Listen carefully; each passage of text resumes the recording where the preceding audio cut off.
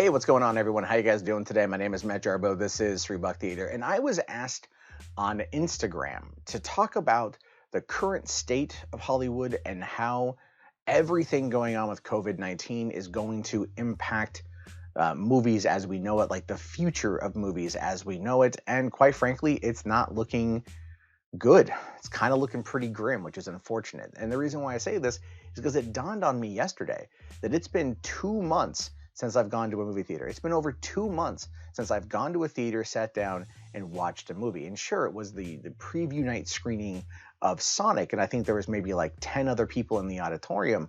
But still, that is something I love to do, and I have not been able to go and do it. And it just, everything feels like it's just kind of on pause. And that on pause isn't looking like it's going to slow down anytime soon. So here's basically what's kind of going on as far as I can estimate. What we have right now is a lot of problems with big companies.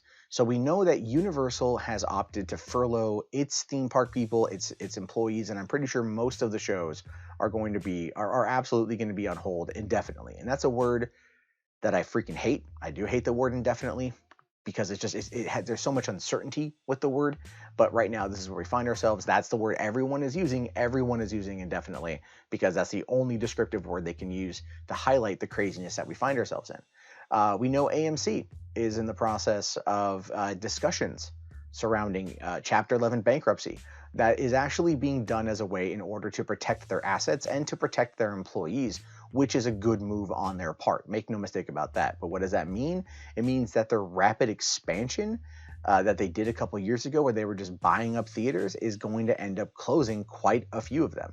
There are people that watch my channel that have told me that they only have AMC's in their area, and they're worried that a lot of them are going to shut down. When I used to live in San Diego, it was Regal and AMC, where I do believe there was far more AMC theaters than there were Regals, and those ones could be impacted to the point of where those start to shut down, which means people have to go a further distance in order to go see a new movie. What that means ultimately are fewer people going to the theaters, and that's just a reality, right? Right now, we're in this instant gratification comfort space with digital content and digital streaming and everything else that's going on. Amazon, Netflix, Hulu, Quibi, Disney Plus. There's a whole variety. Shudder is kicking ass right now. I still need to get that free 30 days so I can dive in to those cursed movie episodes everyone keeps telling me about. But those are there. Those are instant gratification, and is instant gratification in a world where there's not a lot of outside instant gratification. I mean, how many Starbucks are open near you right now? And that's not even being a rhetorical question. I mean that literally. I mean, there's Starbucks on every corner, it feels like, in America, and the vast majority of them are shut down. And if Starbucks are shut down and people can't get their coffee instantly, then that becomes a bit of a problem for some people. McDonald's and Burger King and Taco Bell and Wendy's and all of all the major fast food chains, those are still open. That level of instant gratification is still there. But what does that mean? Well, it means all the restaurants are shut down unless you go get takeout. So if you're going to go do dinner and a movie or anything like that, then you're not going to go get dinner and a movie. If theaters are open and restaurants weren't, it just kind of throws off that whole balance. But you can go get, a Whopper from Burger King, a Big Mac from McDonald's, some spicy chicken nuggets from Wendy's or whatever, and then head home and watch what's the latest trending thing on Netflix. By the way, check out Tiger King. Holy crap, it's super good. So with that, we can start seeing that paradigm shift. And we're also realizing now, and this is something I like, we're realizing now that celebrities don't have as much pull as they thought that they did, right? Like, they're being brought down to a human level in a very interesting way. And as a result of that, what we're seeing is, again, a lot of humbling on that front. But they also realize that they're going to be out of work for a while.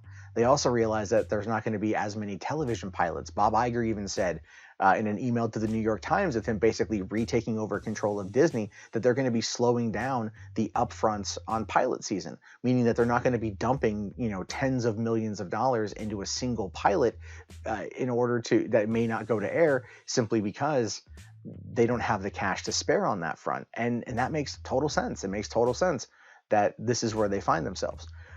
given everything that's going on. And so when all of those shows and those productions get stalled, that means that there's less content being made, which means there's less content for you and I to watch, and there's less people getting paid, and there's also less money coming in. It's a very vicious cycle, and one that, quite frankly, I don't think anyone really saw coming. Not at all.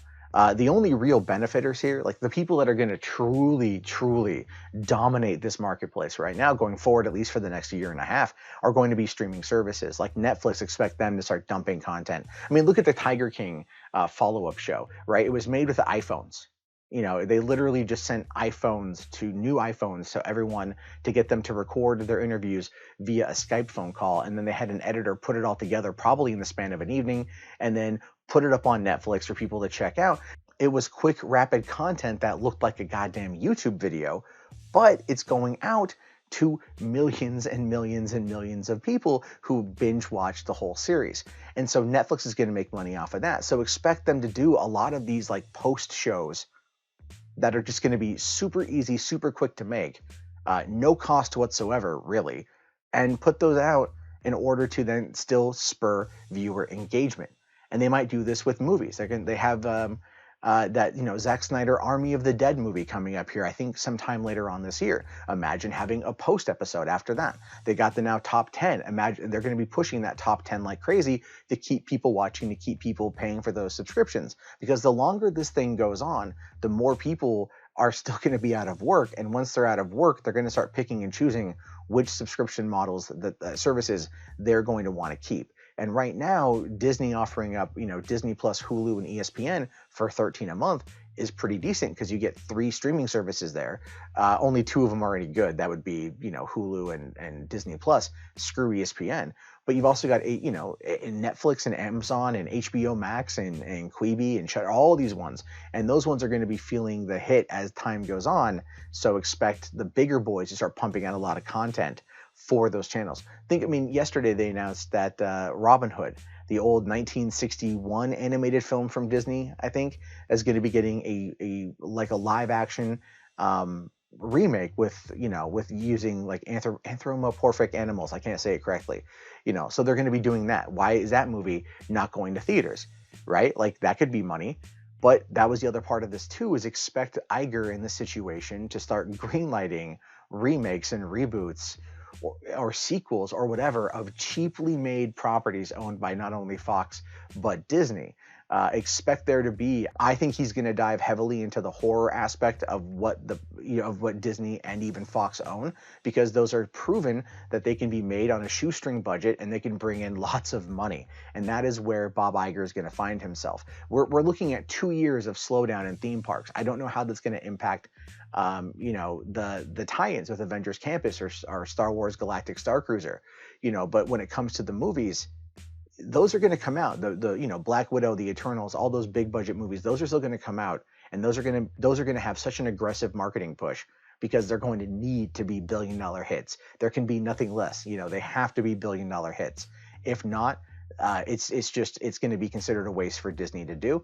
And I would expect at this point, this is just my own personal speculation, Ant-Man 3 going to Disney Plus. That's my take on that one, simply because it's not going to be a billion-dollar movie. However, I don't think Disney's going to put the money into it in order to be able to push it to that $1 billion, because the Ant-Man property is not a $1 billion property.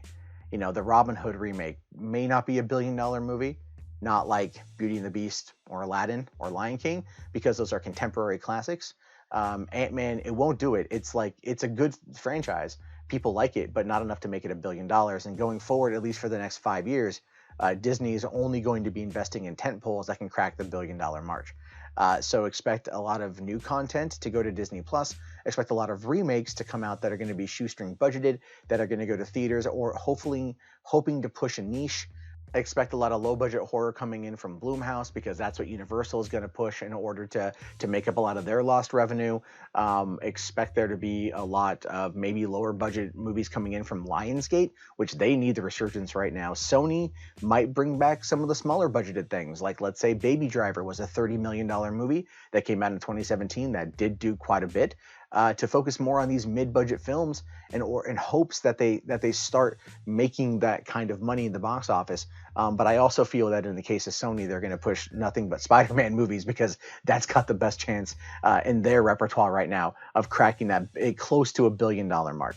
But expect a lot of large tentpole films that didn't perform very well to not go out there. I don't think Jumanji 3, which was just announced as being an early development, is going to come out at all, or Jumanji 4, whatever you want to call it. I don't think that's going to come out for quite some time. I think that's actually going to get pulled to the wayside because the last one, it didn't do as well. $300 million less than the first one. That's a gamble right now Sony's not going to want to take, and that has everything to do with the fact that The Rock is actually not a movie star. And I need to break that down in a video because I think it's absolutely true. And that's another thing too. Celebrity status is not going to sell movies anymore. Celebrities are not going to push movies anymore, and that's going to be another factor involved with all of this. Is now they have to restructure to make it about the story, to make it about the experience, because the talent is not going to be bringing the people in. That's why we're seeing a lot of that talent go to streaming services, because the money is up front, and those are the people who still have the money. So expect a lot of bigger name stars to go and work on that. Anyway, yeah, there's a lot going on with it right now, but that's my thoughts and my opinions on all of that. It's a lot going on. I do look forward to your guys' thoughts, your comments. Let me know down in the comment box, and I'll talk to you guys all later. Have yourself a great day. Thank you for watching, and peace out.